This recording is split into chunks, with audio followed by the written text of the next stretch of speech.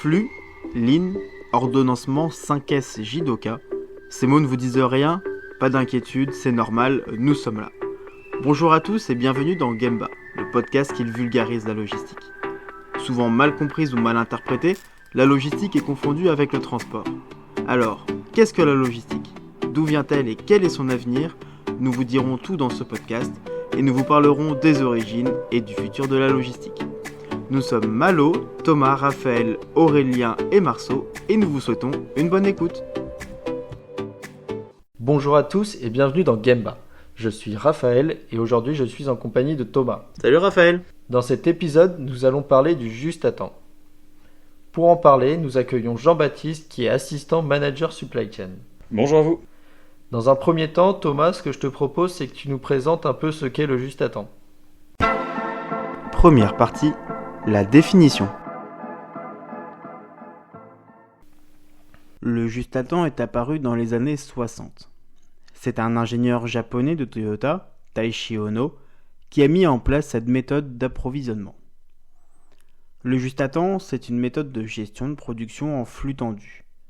Cette méthode consiste à coordonner le système de production en fonction des commandes et non des stocks. Pour cela, l'entreprise produit ou achète la quantité juste nécessaire au moment précis où on en a besoin, et ce, à chaque étape du processus. Le juste à temps permet de supprimer toutes les sources de gaspillage, notamment celles liées au stock intermédiaire et à la non-qualité. Le juste à temps, nous le pratiquons au quotidien. Lorsque vous faites vos courses au supermarché, vous achetez la bonne quantité et vous retournez régulièrement faire vos courses. Le but, ne pas avoir trop de stock pour éviter les gaspillages. Deuxième partie, l'invité du jour. Nous accueillons maintenant Jean-Baptiste. Ce que je te propose, Jean-Baptiste, c'est que tu te présentes, que tu nous dises ce que tu fais, où tu travailles et les missions que tu réalises au quotidien. Et on verra par la suite si éventuellement on a des choses à rajouter. Bien sûr. Donc rapidement au niveau de mon parcours, moi j'ai commencé en post-bac avec un DUT gestion logistique et transport, comme beaucoup de personnes qui sont après en master de logistique.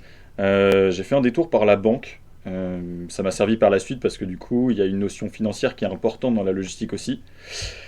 Donc j'étais conseiller patrimonial en banque privée et ensuite je suis revenu au milieu de la logistique en master à l'école de Redon. Donc aujourd'hui je suis en alternance, je termine une alternance au sein du groupe Roulier dans une des filiales qui s'appelle Timab Magnésium, qui exploite en fait du magnésium à des fins nutritionnelles, végétales, animales, mais aussi à des fins industrielles. Et donc nous on propose des solutions, notamment à des fins écologiques pour les porte-conteneurs. On pourra y revenir après. Super, donc je pense qu'on va pouvoir maintenant parler un peu du sujet, donc le juste à temps, ce que c'est, et aussi du coup comment toi tu le vis au quotidien, comment nous aussi on le vit en tant qu'étudiants au quotidien en alternance. Oui, tout à fait. Du coup, pour rebondir un petit peu là-dessus, toi Jean-Baptiste, au quotidien, tes réelles missions, quel peut être ton lien avec le juste à temps aujourd'hui? Alors moi en fait au quotidien j'ai deux missions. Il y a une partie qui est vraiment opérationnelle, qui consiste à coordonner des équipes, et à côté il y a une partie qui est plutôt projet. Il s'agit de monter des projets supply chain, notamment quand on gagne des appels d'offres, du coup organiser toute la supply chain pour livrer des clients à des endroits partout dans le monde en fait, où on n'était pas encore présent. Il y a aussi une partie où il faut faciliter un peu les équipes, la vie des équipes et les équipes support avec des process qui sont plus simples d'exploitation, mais également donner plus de visibilité aux managers en travaillant sur des nouveaux KPI, sur des outils, que ce soit sur Excel ou alors des schémas à partir de SAP ou d'autres ERP. Donc c'est un petit peu comme ça que s'articule mon quotidien. Du coup, en fait, le juste à temps, je le retrouve au quotidien, et ça, c'est vraiment propre au business de ma sous-filiale.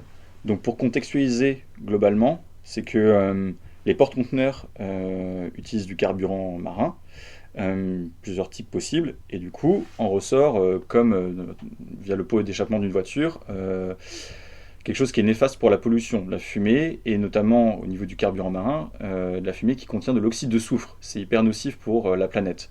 Donc l'Organisation maritime internationale a décidé de réguler ça, notamment en 2015, en limitant dans certaines parties du globe à 0,1% la teneur en oxyde de soufre. 5 ans plus tard, c'est-à-dire il y a 2 ans en 2020, elle a limité ça à 0,5% partout dans le monde, donc dans toutes les autres zones qui n'étaient pas encore concernées. C'est là que nous, on intervient, et c'est là, autour de ça que s'articule mon quotidien et du coup la notion de juste à temps. C'est que nous, on propose une solution qui est de livrer de l'hydroxyde de magnésium. Et donc, à travers ça, il y a plusieurs problématiques. C'est-à-dire que c'est un produit qui... Il y a une notion de disponibilité du produit déjà, qui fait qu'on est continuellement en flux tendu, parce que ce n'est pas un produit qui est immédiatement disponible. C'est-à-dire qu'il y a une transformation à faire qui prend du temps. Donc il faut anticiper ce manque potentiel-là pour ensuite livrer à temps par rapport aux exigences du client. Donc ça implique tout de suite une tension dans le flux de réapprovisionnement.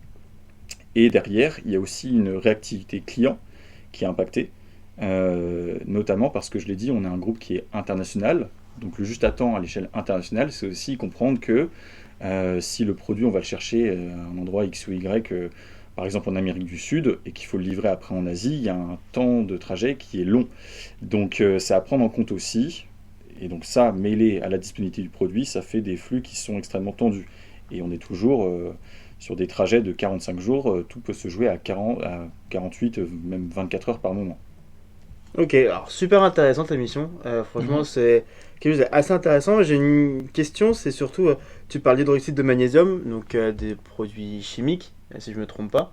Est-ce que tu as besoin d'avoir une compétence particulière? Parce que, on va dire, je pense à des personnes qui nous écoutent et qui n'ont pas forcément de connaissances techniques comme ça. Est-ce qu'il y a besoin d'avoir vraiment des notions très techniques pour traiter ce genre de produit? Non, du tout. Alors, il faut savoir que l'hydroxyde de magnésium, c'est effectivement une matière chimique transformée, mais qui n'est pas dangereuse. Donc ça, déjà, au niveau de l'exportation de produits, ça règle beaucoup de choses, notamment pour les autorisations dans les ports, tout ça.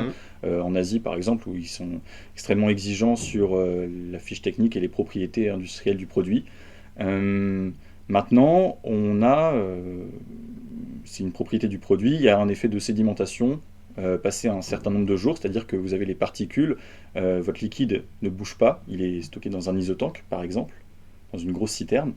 S'il ne bouge pas passé un certain temps, le produit sédimente et les particules retombent au fond, donc ça nécessite une agitation avant.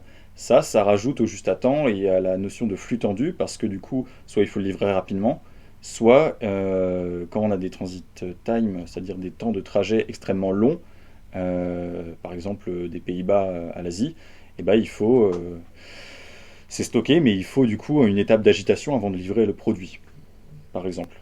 Donc ça rajoute un challenge au niveau du juste à temps et de livrer quelque chose qui répond correctement au service client. Ok, donc tout ça en fait tu l'apprends directement sur le terrain pendant ton alternance. Je pense que pas quelque chose que tu connaissais lorsque tu es arrivé dans le groupe Roulier, je pense. Non, mais complètement, ça demande pas des... On a un service R&D qui s'en occupe très bien, et un service qualité aussi. Nous, on est vraiment concentré sur la supply chain, donc on peut travailler dans le milieu de la logistique avec des notions de juste à temps et un quotidien exigeant, mais voilà, il y a beaucoup de choses qu'on apprend sur le terrain aussi. Ok, et du coup, toi, ce sont quoi tes principaux outils de travail au quotidien?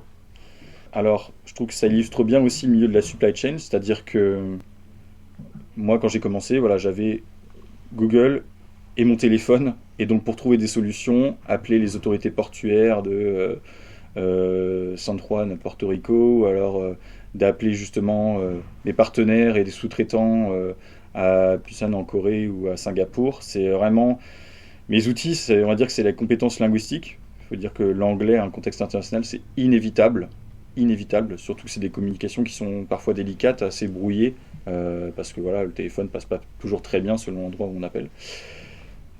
Donc avoir l'anglais, et sinon c'est des moyens extrêmement simples. J'essaie Google avec des moteurs de recherche pour trouver le bon contact et appeler les autorités portuaires, utiliser WhatsApp beaucoup à l'international ou WeChat quand c'est en Chine. Oui, donc c'est des outils assez simples au final que tu utilises pour ton travail au quotidien et qu'on utilise nous aussi dans nos différentes entreprises, je pense, et qui peuvent être toutes simples, mais qui sont parfois les plus utiles et les plus importantes pour fonctionner dans notre métier. Complètement. Et moi j'ai une autre question, c'est pourquoi tout à l'heure tu disais que tu t'es réorienté un petit peu professionnellement parlant, tu étais passé du système bancaire si j'ai bien compris, et donc tu es passé en supply chain. Comment on se dit un jour, je gère du patrimoine et après je vais aller dans la logistique et dans l'approvisionnement et stockage de produits chimiques? Bah ça, c'est vraiment propre à mon expérience personnelle, c'est-à-dire que j'avais fait, au niveau de mon parcours, j'avais fait une licence en alternance dans une banque privée et j'aimais beaucoup le côté conseil. Et quand j'ai abordé le CDI, j'espérais que le conseil allait prédominer sur le commercial. Et effectivement, j'ai dû déchanter rapidement de la réalité, c'est-à-dire que même à un niveau de clientèle peut-être un peu plus élevé, avec des moyens financiers un peu plus importants, le côté commercial prédomine largement sur le côté conseil. Et donc ça a été la première chose. Et ensuite, vis-à-vis de mes expériences personnelles et de ce que je fais après à côté, ou ce que j'ai pu faire, je me retrouvais bien dans le milieu de la logistique. Notamment, voilà, j'étais arbitre de foot pendant 5-6 ans. Et donc j'aimais beaucoup manager des équipes, faire en sorte que maîtriser par exemple un match ou un événement du début à la fin, et avoir la main sur tout, avoir une visibilité sur tout, faire en sorte que tout soit respecté. Et donc c'est quelque chose que j'ai retrouvé après en logistique. Ok, bah nickel. Bah merci beaucoup Jean-Baptiste, c'était très intéressant. Si on peut résumer un petit peu pour répondre à la question du début qui était, je rappelle, comment travailler en juste à temps dans un contexte international. Si j'ai bien compris, et tu me coupes si je dis des bêtises, en fait dans un contexte international déjà de toute façon tu es obligé de maîtriser au moins l'anglais, ou du moins pouvoir parler quand même facilement, et un contexte professionnel en tous les cas. Et c'est aussi un peu, je suppose, de la débrouillardise comme tu disais, c'est de chercher des contacts, etc. C'est un petit peu ça aussi. Alors effectivement, l'anglais, je trouve que c'est vraiment c'est le passage obligé, parce qu'il faut savoir qu'en face, on n'a pas des gens qui parlent parfaitement anglais. On a des Italiens qui parlent anglais, on a des Brésiliens qui parlent anglais, on a des Chinois qui parlent anglais. Donc eux, pareil, ils n'ont pas un anglais toujours très fluide. Donc c'est compliqué avec des accents forts à l'international de tout comprendre. Et concernant le juste à temps, il y a beaucoup de choses à anticiper, parce que c'est du flux tendu, il faut aller vite, il faut accorder la disponibilité du produit côté fournisseur avec l'exigence du client. Et puis il y a tout ce qu'on apprend sur le terrain, c'est-à-dire qu'en Amérique du Sud, votre marchandise ne passe pas d'une frontière à une autre aussi facilement. Et donc voilà un petit peu toutes les exigences qu'on rencontre au quotidien, mais après on apprend aussi en pratiquant. Bah écoute, merci Jean-Baptiste de ta présence, et je pense que c'est une expérience super sympathique et très enrichissante pour tout le monde. Donc je pense qu'on va pouvoir conclure. Je te remercie aussi Thomas d'être présent avec nous. Bah ouais, merci pour l'animation de ce podcast aussi Raphaël. Et donc juste pour terminer, donc ce podcast était sur le thème du juste à temps. Donc juste pour rappeler en conclusion que le juste à temps, c'est une méthode d'organisation et de gestion de production qui consiste à réduire au minimum les temps de passage à travers les différentes étapes d'élaboration, de production d'un produit, ou encore de l'approvisionnement et des expéditions. Donc merci à tous d'avoir écouté ce podcast, merci de votre fidélité, et on vous dit à très bientôt. Salut Raphaël. Salut.